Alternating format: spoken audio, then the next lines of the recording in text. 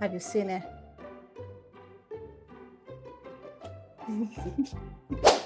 If you're watching this video right now, you are probably either a parent, someone that wants to be a parent, or in general, someone interested generally in translation careers.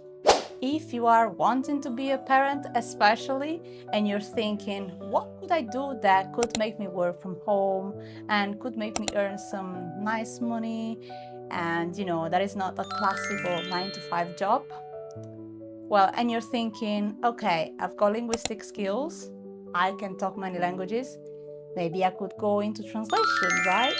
You're probably thinking, yeah, very cool, I'll just grab a laptop and I'll just sit there. Maybe, my kid or like my baby will nap while I do that and everything will be fine. The reality is very different. Indeed, you cannot see my toddler in this video because even creating some content, it's sometimes impossible with a toddler. Other than that, the flexibility is not actually what you might think of it. And as well, what you get paid for is not exactly what you're thinking of right now. If that's your case, then I'm gonna save you some months of time, and I'm also gonna save you a lot of money in translation courses and masters, because they are expensive and they are not gonna get you what you are thinking right now. Today, my experience is going to be raw and unfiltered, as I have completed myself a master's in applied translation, and my main languages were Italian and Portuguese into English. I am a native Italian speaker, not a native Portuguese speaker, but I have studied it at university and had good experience with it. I'm going to reveal all the difficulties related to the job search, to the infinite competition, and to the AI problem right now. Obviously, the new markets are completely different from what they were years ago, as well as a parent point of view, which is one of the most important things in my channel. Now, let me give you some context. I will start off by quickly explaining my experience in the university, or like what I was learning and what I was doing. But before we jump into that, let me just say one thing. I was not pregnant at the time, but I was thinking about it as a solution or as a way to have a remote career that would let me, let's say, be able to take care of my baby and my child while I was doing something, not full time. But obviously, that was my main idea about it. I started with this concept. First of all, I was lucky enough that my dad was able to pay the fees, but the fees were exponentially expensive. Do you know how much a master costs in the UK? It's wild. I don't even remember right now because the numbers were astronomical. Apart from that, I was always tired and stressed because obviously I started getting into this master's without having another job, and the income was just not good enough, and I had to go early mornings and stay in campus the whole day. So from the early mornings I was going with my husband when he was going to work, and then I was coming back when he was finishing, which was around 7. It was exhausting to say the least. So I spent a lot of my time, a lot of my energy, and a lot of my hopes to end up very disappointed. Anyways, just to say that during this program I met a lot of people that some of them were really nice, some of them were absolutely horrifying, and that made me realize that sometimes working with certain people, even in the translation field, might not be the best option. And I'm talking about project management, by the way, so you don't want to go into that. And apart from that, there were obviously the aspects of long hours writing, translations, and then, the marks were not even adding up with the efforts that I was putting. So I was getting progressively frustrated with this master's altogether. And it was not just that, I was in the meantime researching about it, and I found out that to get even a job, like we were told, And during our course, they were teaching us how to properly pitch for a job and how to apply for jobs. And they even told us that it's gonna take us a long time before we even get our first clients. They even told us to avoid agencies, but out there you cannot really go with direct clients unless you have experience with agencies. And agencies, they straight up refuse you, just like they did to me. I applied to several jobs and I never got any translation job, like actual written translation job. And the rates that you need to start off with, that they are expecting, are ridiculous. They're just simply ridiculous. You cannot keep up with the real world standards with those rates, but they expect that. Now, we are not talking about just any job. We are talking about a highly specialized job with a master's, okay, master's level. So we spent hours learning programs like MemoQ, Trados, and all you can think of, phrase and how to use them and how to, sell, pitch, communicate between each other's, project management, all you can think of, localization. We have plenty of skills and plenty of time and money invested. And what do you need to do? You need to work hard for free at the beginning. A lot of it is for free. They expect you to have experience for free. They expect you to go out there and volunteer before that.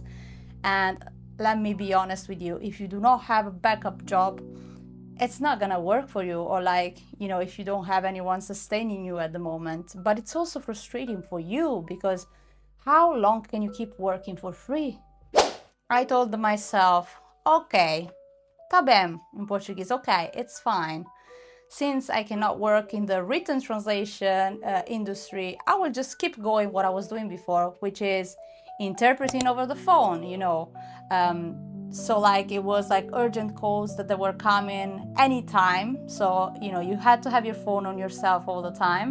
So there is the matter of the urgency. There is the matter of the fact that you cannot even prepare yourself, and you just have to be ready for whatever can happen. Some of those calls are very, very stressful. Some clients can be extremely rude, so your mental health and psychological well-being can go down the drain. And then you close the calls and you check how much they paid you for. And I'm not kidding you, sometimes you will not even get £10 in a day. And that depends a lot on how many agencies you work with, but the rate that they offer for telephone interpretation is wild. We are talking cents. And I think that for a highly specialized job, this is just incredibly low. The anxiety that I was having while doing that job was insane, because I was also pregnant. So I did that up until I was maybe 8 months pregnant. I was just doing it here and there, but I was just having a lot of antenatal depression, so I was just not able to keep up with the demands. And also pregnancy itself can and sometimes not be the nicest thing. So I couldn't imagine doing this while I would be with a newborn, or even worse, a toddler. Yeah, no way you can do this job sitting on the computer, or even receiving calls where you have a toddler. It's impossible. Now, I'm absolutely not sharing this to badmouth the professors that I met, and most of the people that I met during the course, because they were skilled, they were doing their job nicely, and they were basically adapting or trying to adapt to a market that is just growing in the opposite direction. People are being devalued and the AI is being valued a lot. They often say that you have to work alongside AI, but this is showing to be a bit different than just working alongside AI. This is not about working with or alongside AI. This is about sacrificing your salary in favor of AI. AI is still in your job and you're feeding it with information. And sadly, this is the future for most of us. Now, my message is not a message of doom. The thing is that, in my opinion, the translation market is going downhill. And unless you are very experienced and you've got ears on your back and you've got your established customers and clients, you will not be very lucky out there. Please keep learning languages and keep practicing your languages, but probably just don't use them in this field exactly.